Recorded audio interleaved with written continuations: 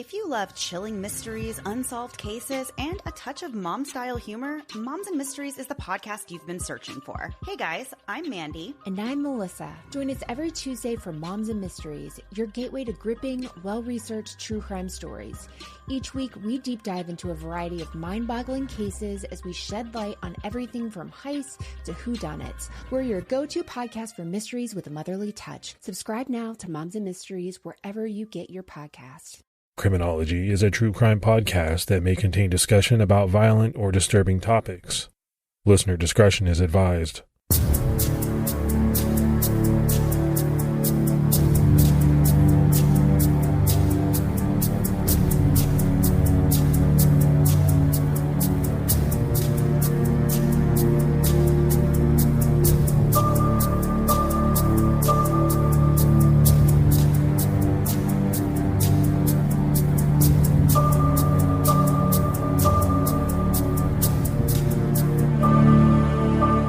Hello, everyone, and welcome to episode 155 of the Criminology podcast. I'm Mike Ferguson. And this is Mike Morford. Mr. Mike Morford, what is going on with you? Not too much. Just excited to do this episode and get this one out. How about you? Yeah, this is a good case. This is a case that I think fascinates a lot of people, so I believe it will be well received. We continue to see some great Patreon support. Let's give some shout outs. We had Andy Lynn, Carlos Elver, Katrina Goodger, Sherry Marshall, and Kate Smolka. So a lot of great support. We really appreciate it. Yeah, every week we say it, but it's true. We really do thank you for that support. And if there's anyone that would like to help the show, they can go to patreon.com/criminology. All right, buddy, it's time to get into this episode. And today we're talking about the shocking murders of an Illinois family in 1987 that had residents there terrified. The community of Ina and the larger Jefferson County, Illinois, were already on edge. In the previous 2 years, there had been 15 homicides in Jefferson County, which was quite a large number compared to its population of just over 35,000 people. I think for reference, in 1987, there were 832 murders in Los Angeles, California, which had a population of almost 3.5 million people. Jefferson County's per capita homicide rate at that time nearly matched that of Los Angeles. Ina, Illinois has always been a truly tiny place. It's a village with a population of less than 1,000 residents. Now, that number is boosted on the census because of the almost 2,000 prisoners nearby. Big Muddy River Correctional Center's 1,850 inmates. Back then, there were just 199 households in the small village. Now, to be fair, the violence there is skewed due to one incident in which 18-year-old Thomas Odell killed his 3 siblings as well as his parents in Mount Vernon, Illinois, accounting for 5 of those 15 homicides. As news of each violent event was released, residents wondered how safe their community really was. But it was the brutal murders of the Dardeen family that would shock them to their core. Russell Keith Dardeen, who went by Keith, had married Ruby Elaine Callan, who went by Elaine, in Illinois in August 1979. The couple welcomed their first child, a son Peter Sean, on July 5, 1984. The family settled into their roomy mobile home on a private lot in Ina, Illinois. Life was normal for the young family. Keith and Elaine were both part of their Baptist church's band. Elaine played piano, and Keith sang lead vocals. This was seemingly not a family that would be murdered in cold blood. On November 18, 1987, 29-year-old Keith Dardeen didn't show up for work at the Rend Lake water treatment plant for his shift that day. He also hadn't informed anyone that he would be late or absent, which was very out of character for Keith, who had always been reliable and professional. It was so unlike Keith that a supervisor was worried enough to call his parents and ask if they knew where Keith was that day. This worried his parents, who had no idea where he was. They expected he'd be at work or at home with his family, and they called police in Ina, asking for a welfare check. It was odd that no one at home would be available since 30-year-old Elaine was pregnant with her second child, and should have been at home watching 3-year-old Peter. She had taken time off from her job at an office supply store. Keith's parents met deputies at the Dardeens' mobile home at around 6:30 p.m. and provided them with a key, which it turns out wasn't needed, as the back door was found unlocked. Police entered the home and discovered a truly gruesome scene. Elaine Dardeen, her son Peter, and a newborn baby girl had all been beaten to death and placed in the bed in the master bedroom together. Elaine was bound with duct tape. Keith was not in the home, and his car was missing. It immediately appeared clear to investigators that they needed to find Keith Dardeen, that he had likely killed his family before fleeing. Their theory was that Keith had bound and gagged Elaine and Peter with duct tape and beaten them with a baseball bat. And when that caused Elaine to go into labor, he cruelly killed their newborn daughter as well. After calmly cleaning the scene and placing the bodies of his family together, he took off. Police scrambled to find the presumed family annihilator, Keith Dardeen. Investigators put together a team to search for him and began contacting his friends who might know where he was, even reaching out to friends who had moved to Colorado. But it turned out that it was a group of hunters who found him first. In a wheat field just 1 mile from his home, Keith Dardeen lay murdered. The hunters had stumbled upon yet another grisly crime scene. Keith had been shot once in the head and twice in his face with a small caliber handgun. But that's not all. He had been mutilated as well. Whoever murdered him had also cut off his penis. Police were called to the field. They soon realized that they had a huge mystery, a mystery like none other they had encountered. As police surveyed the area, they saw no signs of the Dardeen family car, which was still missing. News of the shocking murders trickled out through the community, and people began locking their doors, afraid that a dangerous killer was on the loose. So, Morf, already, this is a horrific story. I mean, if you really break it down, wife and mother, young son murdered, as well as a newborn, and I mean newborn baby, I think naturally at first the police would think, okay, Keith is not here. He's gone on the run because he killed his family.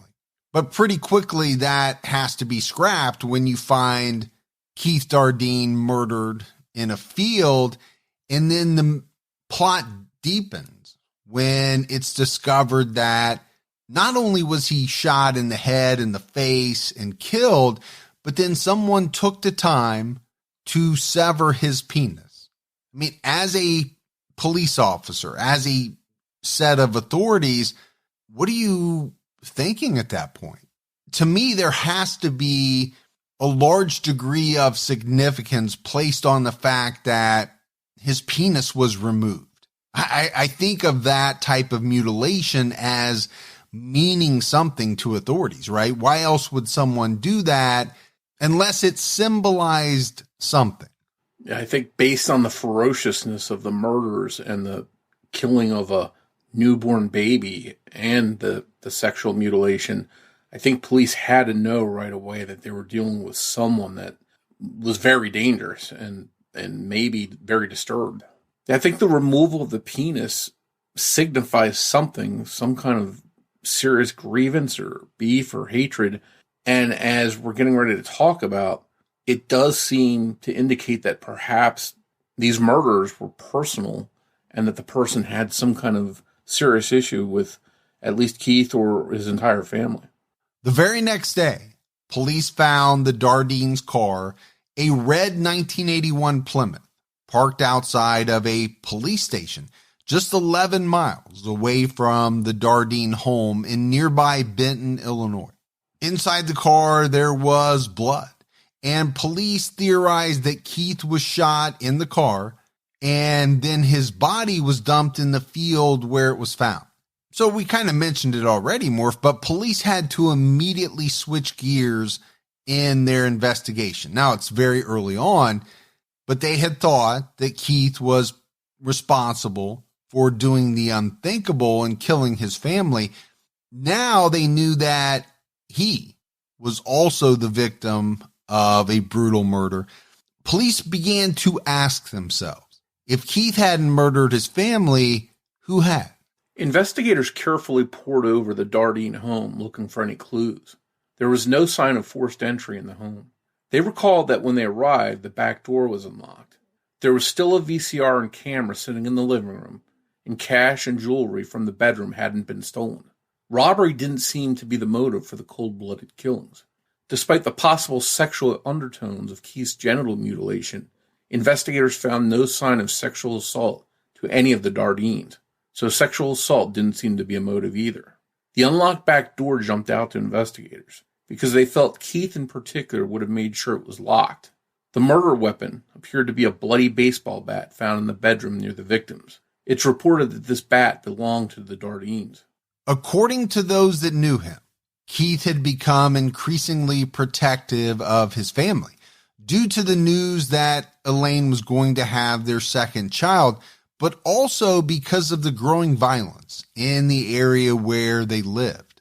The Dardeens had bought their mobile home in 1986, just 1 year before their deaths, and at the time of their murders, it was still being advertised for sale. And there were a couple of reasons for the sale of the mobile home, because number one, the Dardeens would need more space for their soon-to-be newborn.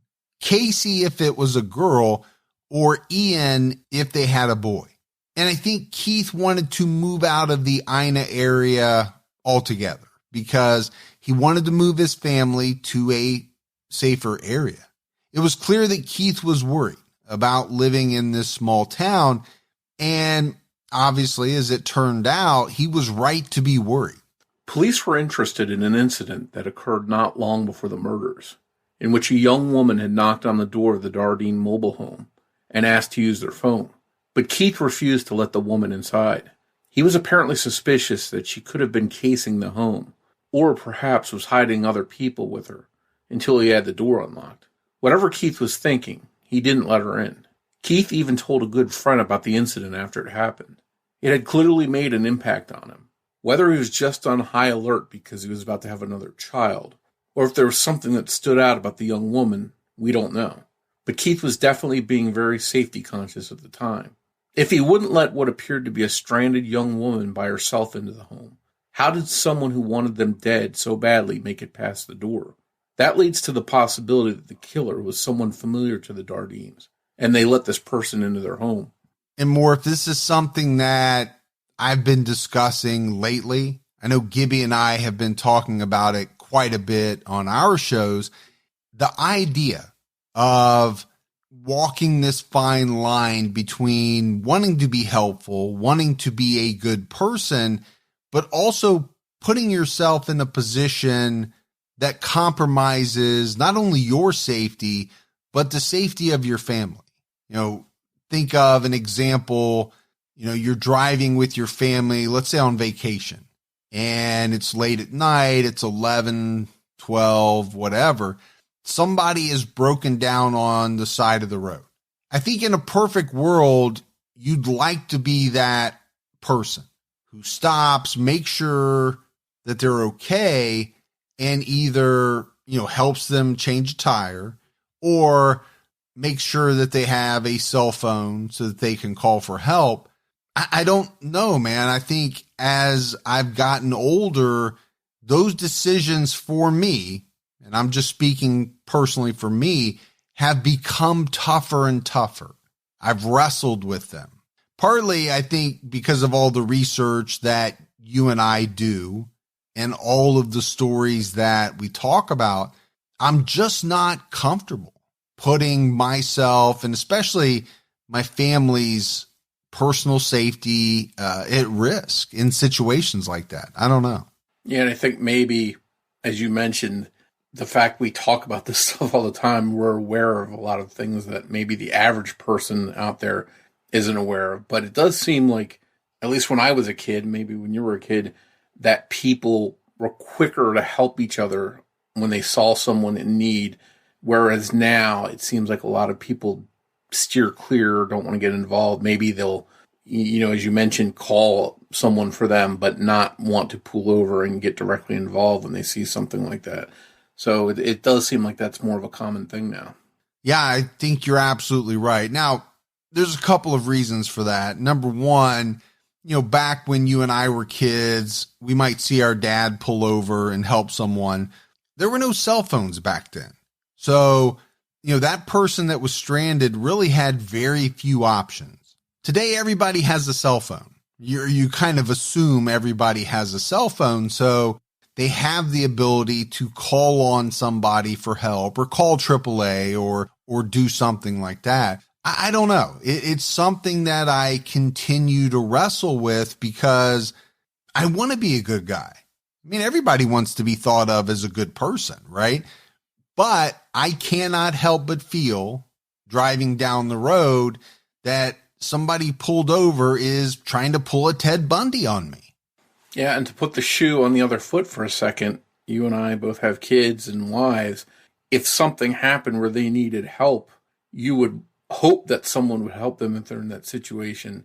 They might be the person knocking on the door or stranded on the side of the road looking for help. Right. So you can see why it's so tough, why it's something that I continue to wrestle with. As news of the gruesome murders continued to travel around town, residents began looking at each other with suspicion, and residents of Ina and Jefferson County were terrified. It was like all of a sudden, everyone began locking their doors at night. People checked their security. They stopped lending help to strangers near their homes. Everyone was pretty much on high alert, suspicious of everyone else. Gun sales went up in the county. And while there was no way to know whether the murders of the Dardeen family was an isolated incident or if there was some type of maniac out on the loose looking for their next victim, there was also no reason to think that anyone had a beef with the Dardeens, who seemed to have no enemies. Authorities ruled out the possibility of an angry dispute over money or financials, and there was no evidence that either Keith or Elaine had been involved in any extramarital affairs, something that could have produced a jealous, scorned lover with no clear-cut direction to go in. Before long, satanic panic began taking hold in Ina, Illinois. And Morf, how often do we hear about these same type of things in cases, right? You've got a small town where everyone knows everyone else. They're quick to help people out. Now, all of a sudden, this horrific tragedy occurs. People kind of button up their homes, right? They're no longer willing to leave doors unlocked. They're less willing to lend help to strangers, and gun sales go up. I mean, it's almost like there's a playbook of exactly what happens, especially in small towns where a really high profile murder takes place. And then, of course, you have the satanic panic angle because of the time period in which this occurred. Yeah, I think it's pretty clear that in a lot of the cases we've talked about that took place in the 1980s, if there was any kind of bizarre or ritualistic type aspects to the case, it wasn't long before satanic panic was sort of mentioned as being involved. And rumors of a satanic cult began to spread, mostly due to how brutal the crimes were, and also because of ideas about child sacrifice and Elaine's newborn daughter being killed. Baby Casey weighed less than 4 pounds, and rumors quickly spread that she had been cut from her mother's womb rather than delivered due to trauma. Police found no evidence of cult activity, and no satanic symbols at the scene to back up the fear of a cult roaming through Ina. There was no mention in the autopsy report of anything like a child sacrificial ritual involving a C-section. Sadly, Elaine's body had basically expelled the fetus due to the trauma of what she had gone through. As police continued to investigate, they came to believe that these murders were not random. Someone had wanted the Dardeens dead, and they were targeted specifically for whatever reason. This was not just someone nefarious who had happened upon the Dardeen home and somehow forced their way in. In a town so small, the motive should have been pretty obvious, but the reason someone would want to kill the Dardeens, as well as any reasonable suspect, remained a complete mystery to law enforcement. Friends and family couldn't offer anything that would point to a motive or suspect in the murders. And I think a lot, especially in small towns, when something like this happens, it's fodder for chatter, for rumors, and you would think that people would start talking and that might lead to potential suspects or motives. Well, that plus just the small population, right? You would think that if there was someone who had an issue with Keith or Elaine or, the Dardeens, someone would know. Because in a town that small, it seems as though everyone kind of knows what's going on with everyone else. I mean, I'm generalizing here, obviously, but when you're talking less than 200 households, pretty tough to keep secrets. Word gets out, rumors fly. It's something that we kind of see in a lot of these cases that occur in small towns. Keith's mother, Joanne, was determined not to let her son's killer remain free or let the murders of her family go unremembered. Joanne was able to obtain more than 3,000 signatures petitioning Oprah Winfrey to feature the Dardeens' murders on her daytime talk show, The Oprah Winfrey Show, which was hugely popular in 1987. The producers of the show thought that the details of the murders were far too graphic to air on daytime television, so they declined to cover the case, despite thousands of signatures being collected in support of it. America's Most Wanted also declined to feature the Dardeens' murders due to the graphic nature of the crime, but the producers finally relented, and they did end up airing a segment about the murders in 1997, a full decade after the murders occurred. Despite the segment featuring the Dardeen case, no information was gained and no leads were generated. So I have a couple of different takes on this. Number one, you and I have mentioned before, right? Getting on America's Most Wanted back in the day, that was huge because they had a big audience and your chances of reaching someone who had information about the case was very high. But I'm telling you right now, if this had gone out on the Oprah Winfrey Show, you talk about eyes on a particular case. That show, and you said it, Morf, hugely popular. That's almost an understatement of what a big deal the Oprah Winfrey Show was, back in the 80s and into the 90s. You weren't going to get any better exposure than that. But what I think it also demonstrates is that back then in the 1980s, it was a different world as far as what people or networks were willing to show graphically. Today, you can see crime shows all over the place. The details are extremely graphic. A lot of times they'll put up a disclaimer in the beginning, but oftentimes they don't spare the graphic parts of the case. And I think it just shows you the difference between the 1980s and where we are today in terms of what is able to go out on television. And along those lines, I think there was nothing back then like Facebook or Twitter or social media to where you could immediately put posts on about the case and make sure they hit everyone in that town and in that county so it could be shared and get the word out there. That may have been even better perhaps in a national show because you could focus on the areas you wanted to focus on where the killer may likely have been from. The case grew cold, and authorities still had no idea who had killed the Dardeen family. The idea that whoever murdered the Dardeen family was still out there roaming free and possibly still in Ina or Jefferson County was troubling for residents. The fact someone who beat a family to death, including a 3-year-old and a newborn, and then sexually mutilated Keith, was still out there, that was a lot to deal with for residents in the area. They wanted answers. They wanted the person that did this brought to justice, but police had nothing that they could give them. It wasn't until the spring of 2000 that a possible break in the case occurred. That's when a convicted killer confessed to carrying out the brutal Dardeen family murders. Tommy Lynn Sells had confessed to multiple murders, including all 4 of the Dardeens. He was already in custody for the murder of 2 young girls in Texas, and police were eventually able to link him to 22 murders, but not to the Dardeens. Sells first claimed that he had met Keith at a pool hall, and after talking for a bit, Keith invited him back to their home to have dinner with his family. Sells claimed that he accepted the offer of dinner and said that once at the home, Keith asked him to have a threesome with him and Elaine. People have pointed out that the story doesn't make much sense when you consider the fact that Elaine was 7 months pregnant at the time.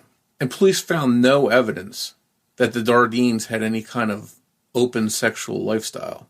The story also doesn't hold much weight because Keith wouldn't let a woman into their home to use the phone. Why in the world would he let a stranger from a pool hall into his home? Regardless of the truth of the matter, that was Tommy Lynn Sells' story. He claimed that the offer of a threesome made him so angry that it led to the murders. He used his gun to subdue the family, tying up Elaine and Peter, and then kidnapping Keith, driving him in his own car to the field where he was later found. He killed Keith and mutilated his genitals because he had offered the sexual encounter.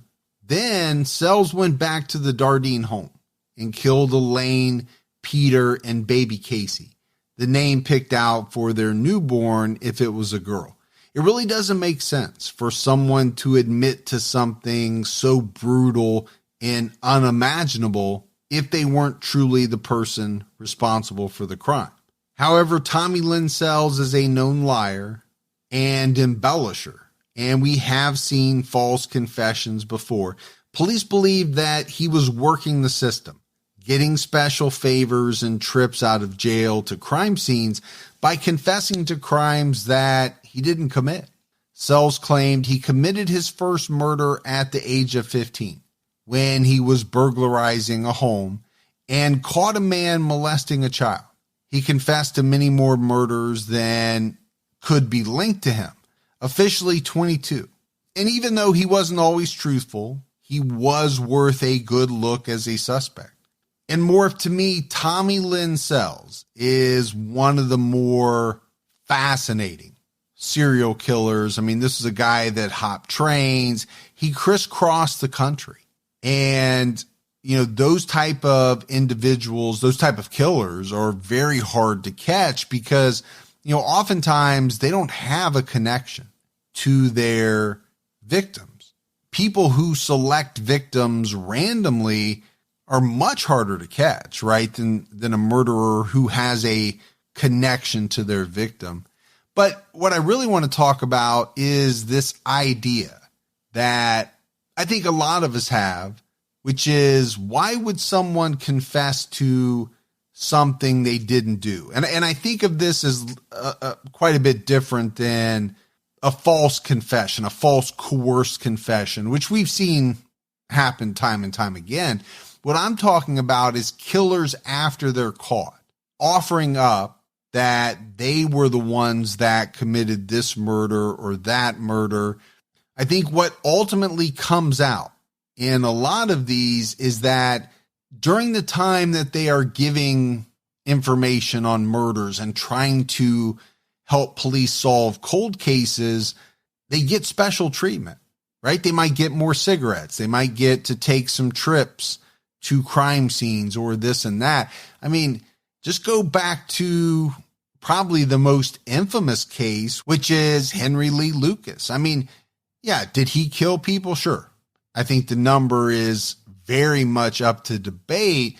And a lot of people have looked at him and said, this guy would have said that he killed anyone for a tuna sandwich, a milkshake, and a pack of Lucky Strikes. I think, I don't mean to make light of it, but I truly believe that he would have. And he enjoyed soaking up the limelight of all these detectives from all over the place coming to talk to him to try to solve their unsolved cases. I think what's unfortunate is that the police have to check these statements and these claims out that these guys like Henry Lee Lucas or Tommy Lynn Sells make, because if there's a chance that they are telling the truth and they don't investigate that, it does the case a disservice. And I think that's why they did spend time looking at what Tommy Lee Lynn Sells had to say about the Dardeen murders. Yeah, I'm right with you. They have to check those things out. I guess what worries me is that I think in some of these, especially when you talk about Lucas, it's almost as if they were willing to take his word on certain things, even when his confession didn't quite line up, because they were so desperate to try to solve some of these unsolved cases. I think that's a dangerous situation that police have to really be careful with. Tommy Lynn Sells enjoyed toying with the police a bit, and whoever killed the Dardeen family had left a bloody stolen car in the parking lot of a police station. It seems like a big risk and something that could easily be seen as a message to the police, or part of some kind of cat and mouse game. Sells had no qualms about killing children. He was arrested in Texas for the rape and murder of a 13-year-old, during which he had also slit the throat of a 10-year-old, who miraculously survived. He was linked to the murder of a 10-year-old boy and a 9-year-old girl. He also admitted to a crime that seems very similar to the Dardeen's murders. Sells was invited home by 28-year-old Ina Court in Forsyth, Missouri. He claimed that after they had sex and fell asleep, he woke up and found her trying to steal something from his backpack. He then beat Ina to death with her son's baseball bat. Then he beat 4-year-old Rory to death because he was a potential witness to his mother's murder. Their bodies weren't found for 3 days, and by then, Sells had skipped town. These details are striking because Rory was so close in age to Peter Dardeen, and the Dardeen family, except for Keith, were bludgeoned to death with a baseball bat. And like we already mentioned, Sells was known to confess to crimes with which he had no involvement whatsoever.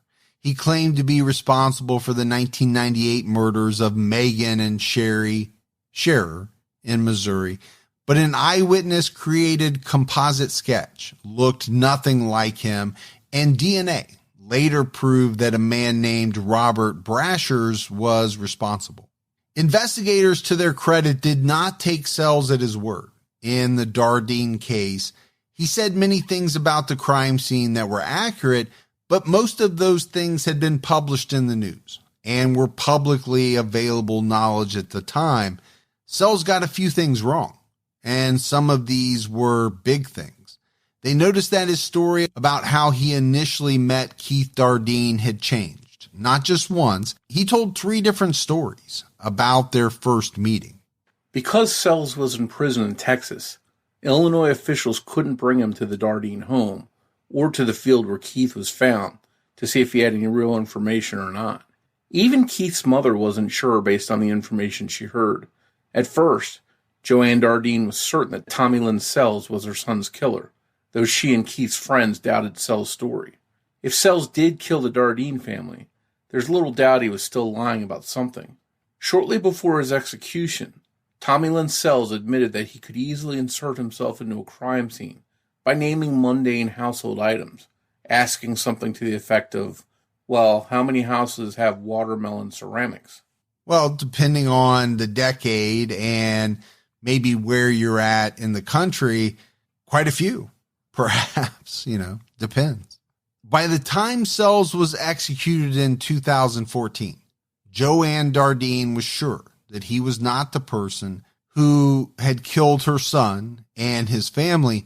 She had always wanted to talk to Sells about the crimes, but he was not willing, saying, "What is there to say?" Joanne Dardeen has never felt that there was any closure in this case, even though Sells is long dead now. Even the investigators who were positive Sells was responsible for murdering the Dardeen family wish he had gone to trial for it so everyone could know for certain. Most investigators doubt that Tommy Lynn Sells killed the Dardeens. No one was ever able to place him in Illinois when the Dardeens were killed, and no physical evidence points to him. In the end, Yeah, he seems like a tantalizing suspect. He was undoubtedly a very dangerous man, but nothing solid links him to the case. With Tommy Linsells unlikely to be the Dardeens' killer, that really put the investigation back to square one. Police went back to the beginning, looking at the case with fresh eyes, wondering if the killer was known to the family or was a stranger. The murders seemed extremely rage-induced, personal. We know that Keith Dardeen was apparently hyper-aware and on alert in trying to keep his family safe. That led to the question of whether Elaine was as careful as Keith was, and could she have let down her guard and let the killer in if they were a stranger? Maybe someone with a sad story that weighed on the pregnant and perhaps sympathetic mother. We know that the killer had a gun, which they used to kill Keith Dardeen, but for whatever reason, killed the rest of the Dardeens using a weapon found in their home, the baseball bat. This could mean a few different things.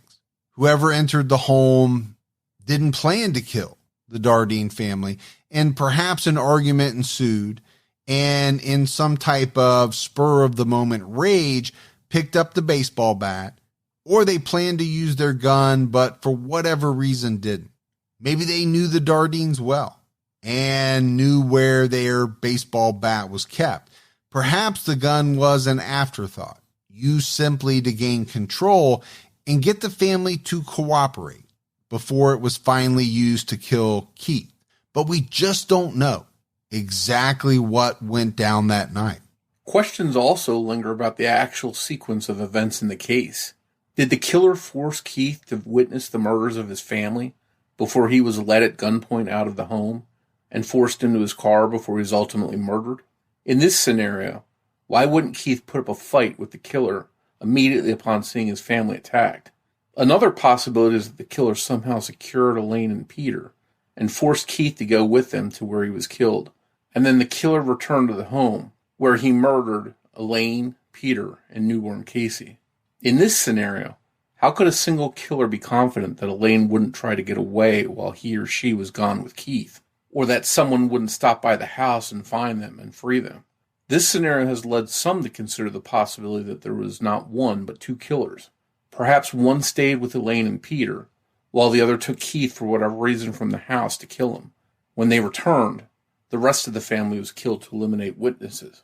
Morf, I think the most widely accepted theory is that whoever killed the Dardeens, whether that was one person or two people, the Dardeens trusted them and let them in. In that scenario, Keith willingly left with them before he was killed for whatever reason. Then the killer went back to kill the rest of the family because they were witnesses. But if the purpose of killing Elaine and Peter was to eliminate witnesses, why was it necessary to beat the baby to death? The baby that Elaine had delivered while being killed herself. There seems to be no logical reason to do that, since there would be no possible way that the baby could have identified anyone. Killing 3-year-old Peter was horrible enough, but you could make the argument that he might have been able to ID the killer, especially if it was someone he knew. But you can't make that argument with the baby. Although police never found anything in the personal lives of Keith and Elaine Dardeen that pointed to a motive, Keith had told his mother that he regretted ever moving to Ina and wanted to move back to Mount Carmel. Apparently, he was in such a hurry that he planned to move there even if he was unable to secure work first. The unease Keith had about moving to Ina has caused many to speculate that he might have been involved in something dangerous, and he knew it was catching up to him. There was no proof of that, however, and the only sign of anything remotely shady was a small amount of marijuana found in the Dardeens' home that appeared to be for personal use. Keith's mother, Joanne, even suggested that the marijuana may not have belonged to Keith or Elaine, and may have been left by the killer. Police do not believe there were any signs of drug dealing or heavy drug activity involving the Dardeen family. And Morf, there are a number of interesting elements to this case. This one that you just talked about really jumps out at me. The fact that it does seem, according to many who knew Keith, that he was worried about something. Okay, Was it just the number of violent incidents that had been occurring in Ina, or was it something much more specific, something that ultimately led to the murders? I think that's a question that you have to ponder, because if he was so adamant about moving out of Ina to the point where he was willing to move without even securing a job first, to me, that's a little bit more than, I don't like the way that things are going here. There's too many violent acts going on in this small community. I'm getting the heck out of Dodge. Now, I'm speculating here, but if you're willing to go to that length, okay, is it because there's something much more specific that has you worried? And to me, that's what's most frustrating about this case, is that the Dardeens' friends, family, co-workers, none of them could provide any kind of clue that there might be something shady going on in the Dardeens' lives, something that they were doing. And the investigation by police didn't uncover any sign of that. So while that does seem like a reason to get out of there, if there's something going on that's a secret that no one knows about, there were never any clues developed pointing to that. And you kind of just said it. If there's a secret that no one knows about. And I'm not saying or making the insinuation that Keith was into something shady. I'm merely saying that could there have been something very specific that he was worried about? And could it have been something that he was unwilling to confide in friends and family? I definitely think that's a possibility. For years, lack of a real motive and a lack of suspects stalled the case. Then in 2015, police in Mount Carmel, Illinois, reportedly cut out part of a wall of a home because underneath the wallpaper, there was some sort of what they described as disturbing writing about the Dardeen case. Joanne Dardeen says police wouldn't talk to her about it. But according to Captain Burge of Jefferson County, he said it didn't create any new leads. But he did confirm that they took the wall into evidence and kept it. Also in 2015, there was a report in Mount Carmel of a man with the last name of Dardeen being convicted and sentenced in November to 1 year conditional discharge and 6 months in jail if he violates those conditions. We don't know if this man is related to Keith Dardeen. That could be a coincidence. But if police could have found the message on the wall while searching this man's home, it would be interesting. He was originally charged with possession of a controlled substance and the manufacture or delivery of a controlled substance. Other charges were added, including trying to solicit sex for money, which is the only misdemeanor charge he pleaded guilty to in November, 1 month after his arrest. Yeah, I don't know what to make of that more. If it's interesting in the fact that this guy has the same last name. It also happens to be the same year where police found this disturbing writing about the Dardeen case. You said it, you're speculating, and I get that. I think that's part of what a lot of people do because we don't have all the information in these cases. The whole goal is to try to piece everything together. But you have to admit that it's interesting. Now, it could be 100% a coincidence. We don't know. The one thing that we've not talked about yet in this episode is the possibility that any DNA might have been left by the killer. Remember, this attack happened in 1987, before most people had any clue what DNA was or that it would one day be used to help identify killers. Because of that, it seems highly likely that there would be DNA left behind. I could see a scenario where a killer back then would go maybe to great lengths to not leave any fingerprints, right? They might wear gloves, but they're not thinking about DNA and what it would later become. So I think in a lot of those cases, there wasn't the same caution used by killers because, frankly, they just didn't even know anything about it. If there was DNA left behind and police have logged it into evidence, they're not talking about it. They've been pretty tight-lipped about much of the evidence, but it's safe to assume that if they want to solve this 30-plus-year-old case, it's probably going to take DNA to do that. And hopefully, if they do have DNA evidence, they are working on putting it to some use. The Dardeen family murders are still officially unsolved. The case remains cold. While these awful murders happened over 30 years ago, the Dardeens still have family members who want answers, and the Dardeens themselves, without a doubt, deserve justice. There's nothing they could have done to deserve their fate, especially 3-year-old Peter and newborn Casey, who may have lived only minutes. In the end, it may be just as Ina residents feared from the beginning, that there was a monster walking amongst them, who up until now has gotten away with these disturbing murders. If you have information about this brutal quadruple homicide, you're encouraged to contact the Jefferson County Sheriff's Office at 303-271-0211. So, Morf, as we wrap up this case, it's one that continues to stump a lot of people. It's a well-known case, and rightfully so. When you look at the murders, they were extremely horrific. Not only what happened to the two adults, mom and dad, but a young son. And I think it's baby Casey that really draws a lot of people into this case. You know, we didn't go into a lot of graphic detail. The whole thing is heartbreaking. But to think about Elaine, who was pregnant, delivering a baby because she was being beaten to death. And then that baby is beaten to death within most likely minutes of being born.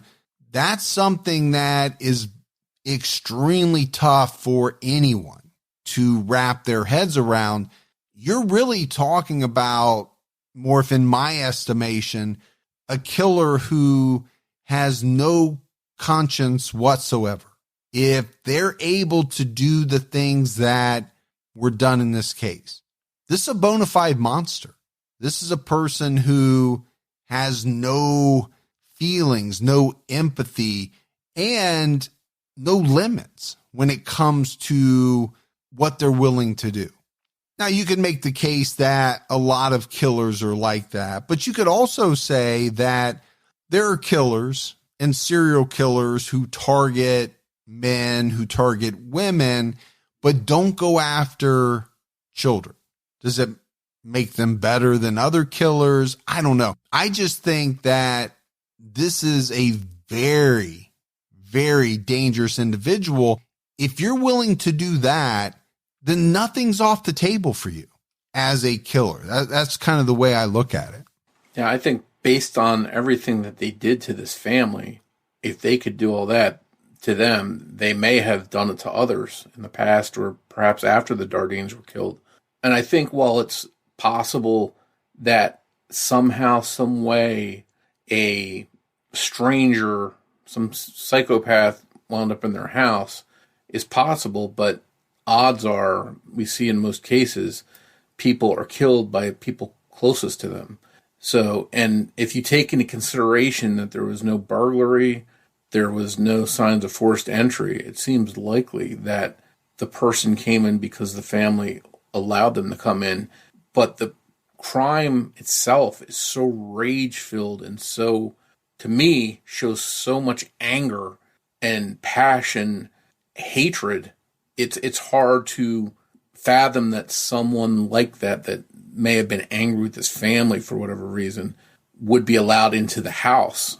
It doesn't seem like someone that they had a loving, friendly relationship with, but still somehow trusted enough to let in. That's my take on it. Well, the Dardeens, if that's how it happened, might not have known that this person had this rage against them. They might have thought that their relationship was still intact. The other thing that I really want to talk about is the mutilation of Keith's penis. I said it before, but I want to come back to it. Why would someone do that? I think in most cases, it's because there is some type of connection between the killer and the victims, and the removal of the penis or a sexual organ or something like that has a very specific meaning in the killer's mind. It's because you use that item to do something that I don't believe you should have done, right? You had an affair with my wife, so I'm going to chop this off. We've seen that in some cases. Now, could it be that a person would do that to throw off the investigation?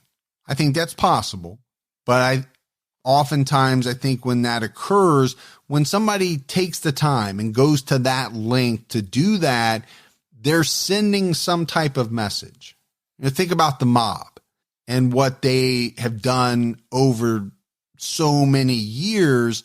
They sent messages using specific body parts, right? Cut out a person's tongue because they talked. I don't know. I still think there's something to that, Morf. I think it's a big factor in this case, or it's done to make it seem as though it should be a big factor in this case. Yeah, and obviously the police have checked out the Dardeens well to check for extramarital affairs and that kind of stuff, and they haven't found anything. It doesn't mean it didn't happen, but it's not on police radar if there was any kind of affairs, which would mean that this was kept very secret if there was.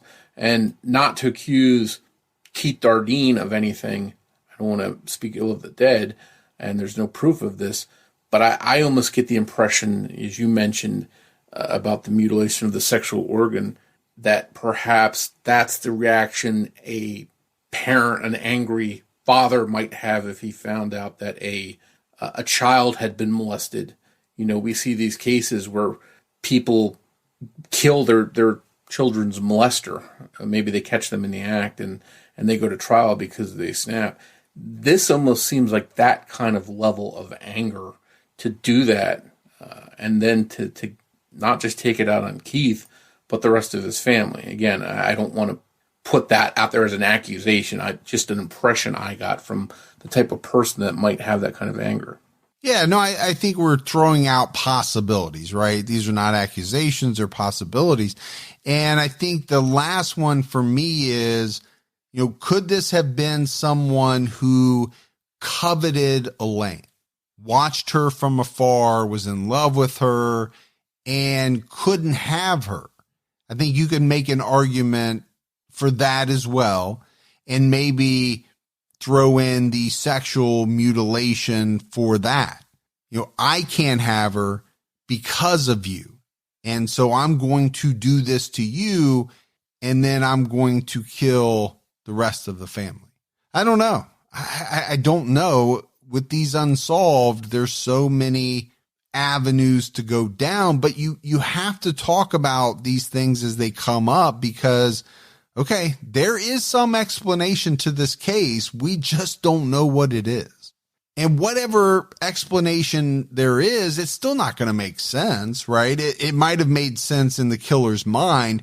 It's not going to make sense to any of us that for whatever reason, someone chose to kill an entire family. One thing that really nags me, looking back about everything we talked about, was the need to bring Keith separate from the rest of his family out to this field. Why was that done? I could see an instance where the family gets tied up. I'm going to take one family member to an ATM or to the bank to empty out their bank accounts, and that might be a reason to take them away. But that didn't happen. So I wonder why the killer or killers chose to do that. And after all this happened, the killer dumped off the Dardeen's car near a police station, which leads me to wonder, did they walk from there, drop the car off and walk close by to somewhere maybe where they lived, or catch a bus? Or could they have had a second person involved, another killer, a someone involved after the fact that picked them up and drove them away from that scene. And if that's the case, if there are two people, then maybe there's a greater chance that one of them will talk at some point. Well, I think there's a greater chance just because there's definitely more than one person that knows something about what happened, if that's the case. I don't know. This one really stumps me, man. But I will say this, it's one that I want to see solved. I want justice for the Dardeens. I want justice for their families. But I also want to know who did this, why they did it, and what was going on in their mind when they were killing this family of four. Thanks goes out to Sonny Landon for writing and research assistance in this episode. As always, if you love the show but haven't done so, take a minute, go out, give us a 5-star rating. Keep telling your friends. Word of mouth about the Criminology podcast goes a long way. If you want to find us on social media, we're on Twitter with the handle @CriminologyPod. You can also find us on Facebook by searching for Criminology Podcast or by joining our Facebook discussion group, Criminology Podcast Discussion and Fans. So Morf, that is it for our episode on the Dardeen family murders. It's a head scratcher for sure. And it's also a very horrific case. I mean, the details are extremely disturbing. There's no other way to put it. But Morf and I will be back with all of you next Saturday night with an all-new episode of Criminology. So until then, for Mike and Morf, we'll talk to you next week. Take care, everyone.